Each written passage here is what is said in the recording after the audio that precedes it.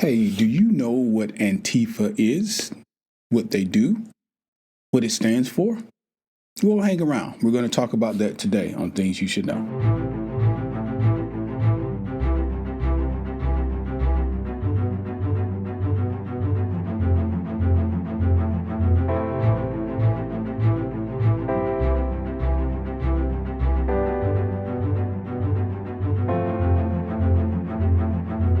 Here at Things You Should Know podcast, our focus varies from commonly asked questions like, what are the top email apps for iPhone users? Or how much does it cost to go to Disney World anyway?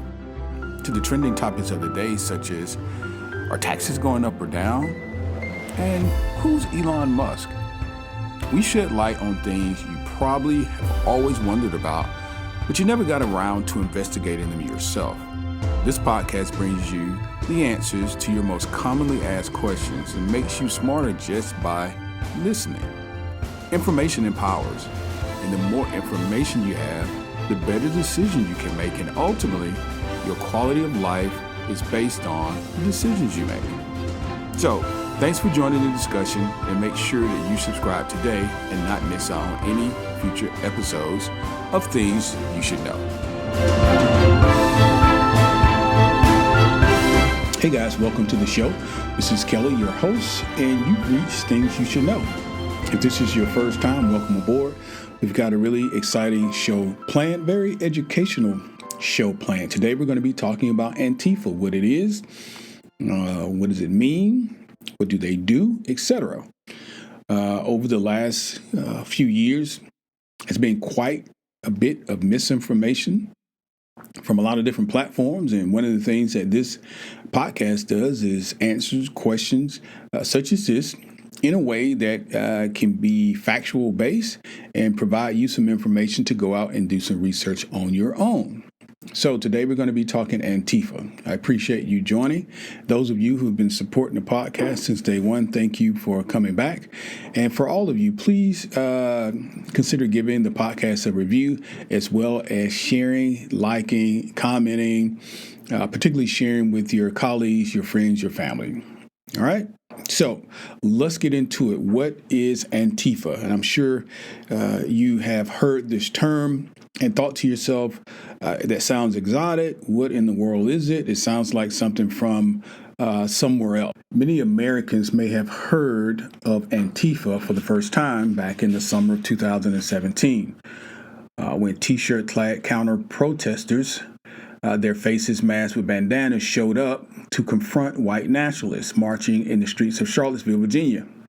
In the ensuing clash, scores of people were injured, including one young lady who lost her life when a car rammed through a crowd of people. Since then, Antifa activists have clashed with far-right groups in Berkeley and in D.C., among other places. So Antifa isn't easy to understand from the outside because, unlike most of the prominent political movements that we're familiar with as Americans, there's really no centralized leader. There's no prominent voice out front, no face you can associate with. And unlike environmentalists or civil rights or police reform, Antifa doesn't have big picture policy objectives. Antifa is a loosely organized alliance of people who join forces to oppose far-right groups whenever they show up in local communities. Antifa, short for anti-fascist, is an amorphous movement, not an organization, as Trump likes to call it.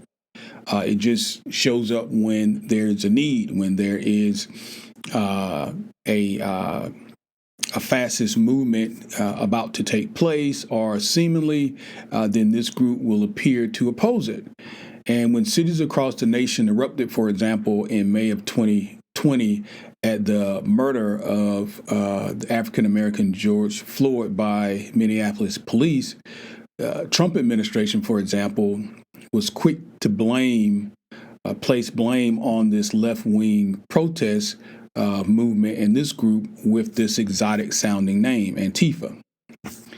Quote, the violence instigated and carried out by Antifa and other similar groups in connection with the rioting is domestic terrorism and will be treated accordingly. This is then Attorney William Barr in a press release. Trump, of course, weighed in as well, tweeting that the U.S. government would be designating the group as a terrorist organization, which is a legal designation that's normally used for foreign entities or foreign organizations. In early June of 2020, the White House official account tweeted that Antifa activists were invading our communities, quote. And they also posted video footage that supposedly showed supplies of bricks that had been pre-placed for use as weapons. Now, later, the White House removed the video, which the Washington Post and other news outlets reported contained, obviously, misleading images. And for all of the fervor and arrest records and interviews with law enforcement, officials yielded no evidence that Antifa activists had plotted or coordinated any campaign or even had been a significant presence in the unrest following Floyd's murder, according to the New York Times. Instead, the newspaper reported federal prosecutors had attributed most of the violence to individuals unconnected with any group at all.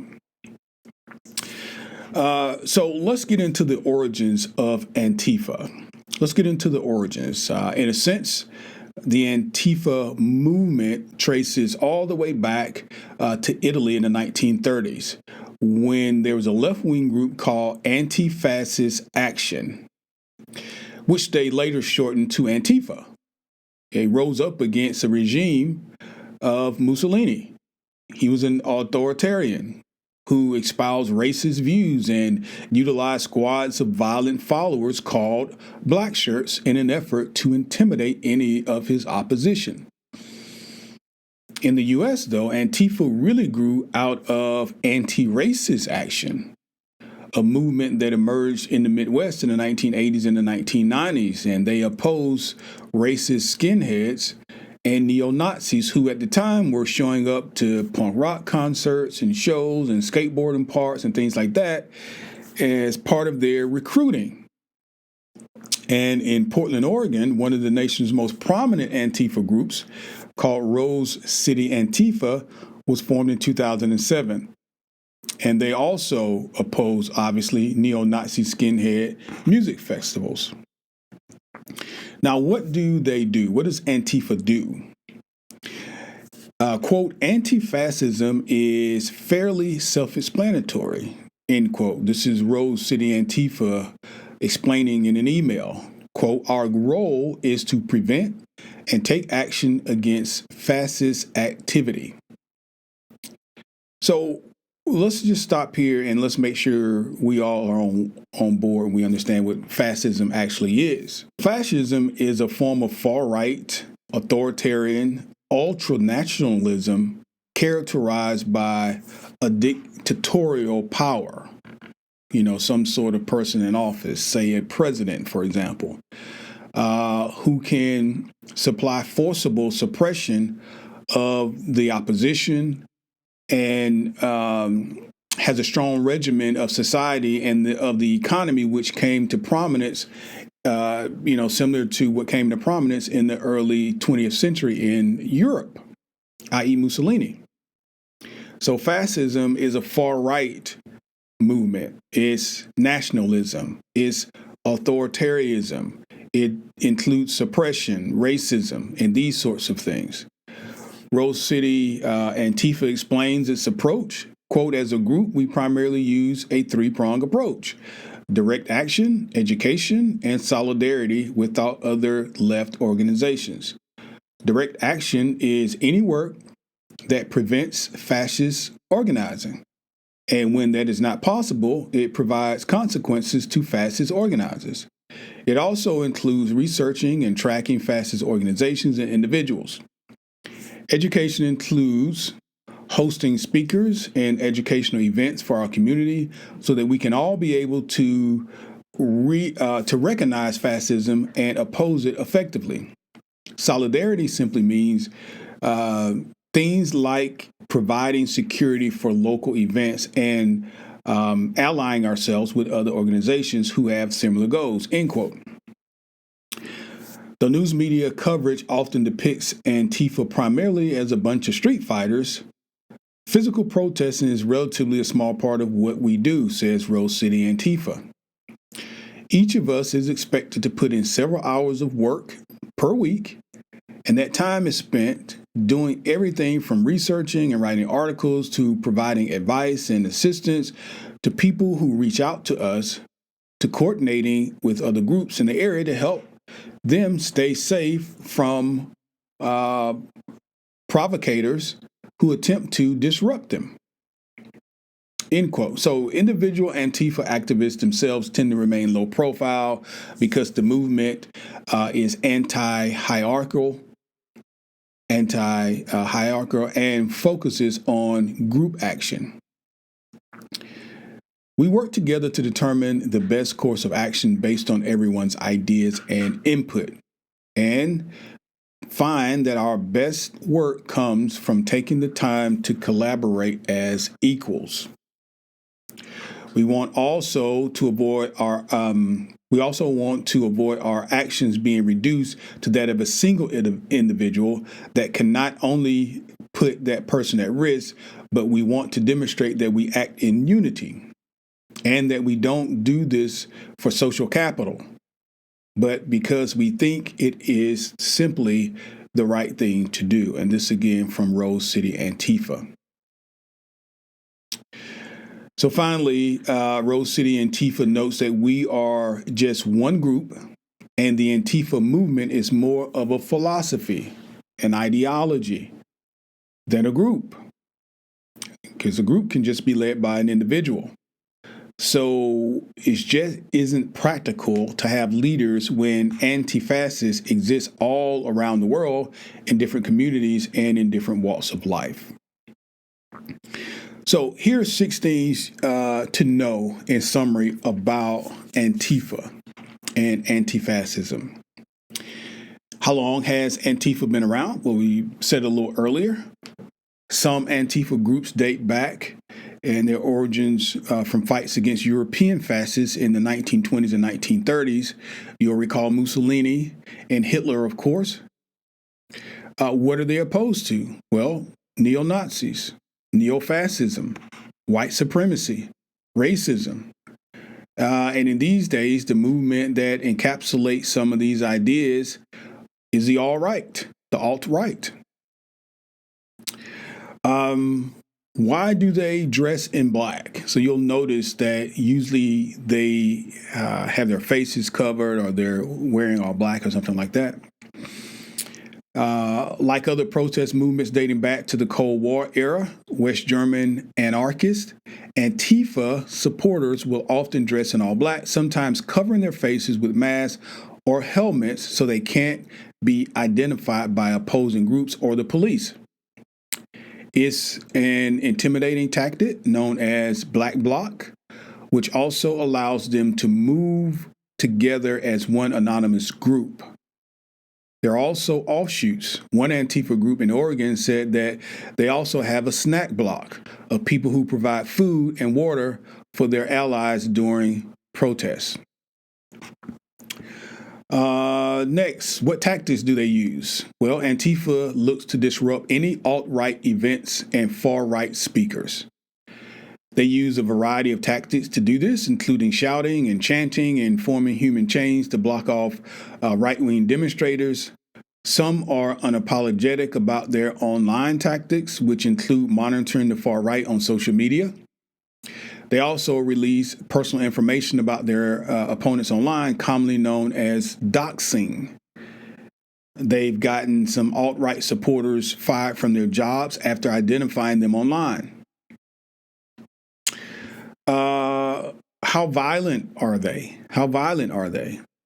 Their willingness to use violence marks out Antifa from any other left-wing activists, although Antifa members would say that they denounce the use of weapons and violent direct action. They would say if violence does occur, it's a form of self-defense.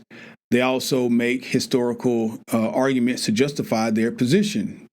For instance, they ask, what if opponents of the German Nazi Party had been more forceful in their opposition in the 30s? Could the World War II and Holocaust have been averted? And the reason why, just to clarify, that it says that Antifa, different from many left-wing activists, is that similar to Martin Luther King Jr., Dr. King, left-wing activism has always pronounced and embraced nonviolence. Of course, there was Malcolm X by any means necessary, but on a large scale, we're talking about civil rights movements led by Dr. King, which was always nonviolent. And then lastly, do women join Antifa groups? Well, traditionally, direct street action has been a mostly male domain, but significant numbers of women are joining as members of the Antifa groups and have been arrested at counter demonstrations against alt-right in California and elsewhere. Female members of Antifa groups told us, this is an article from BBC, that they view the current administration, this was Trump's administration, as being anti-woman. They point to the White House policies on immigration, affordable health care, abortion rights, and voting rights, and say they disproportionately affect women and, of course, minorities. So this has been a brief lesson on Antifa, and the reason this is important, and really the reason why I enjoy doing this podcast, and I think that listeners listen, is because there's one thing to hear someone's opinion. There's so much social media, and so many people, unfortunately, are getting their information from social media. A lot of people get their information from misleading news outlets. And for the most part, I would say to you, don't believe anything anyone says, even this podcast. Let this be a starting point for your own research. I'm stating to you facts, but you won't know that unless you verify what I'm saying. So verification is necessary. I think if you're a listener to this podcast, you can appreciate the idea of being challenged on these ideas and knowing that you have to do the work yourself in order to understand these concepts because, as I always say, facts are important. Facts are not interpretive. They're not subjective. They are objective. They are facts. Science is science. And when large groups of people begin to espouse some viewpoint, it's important to understand the facts. So Antifa was used as a scapegoat by the Trump administration for many a press conference. And no one really knew, including Trump, what Antifa is or the origins. So now you know, or at least you have a starting point to go and do some additional research on your own. This information has come to us through BBC, through CNN, and through a couple additional sources as well. And I think it's pretty comprehensive and to the point of Antifa. Again, I would always encourage you to go out and continue to do some research on your own. But come back here because we'll be here in another 2 days with another great topic here at Things You Should Know. And if you've not done so already, please give us a review and please subscribe to the podcast. Thank you for listening, and we'll see you in 2 days.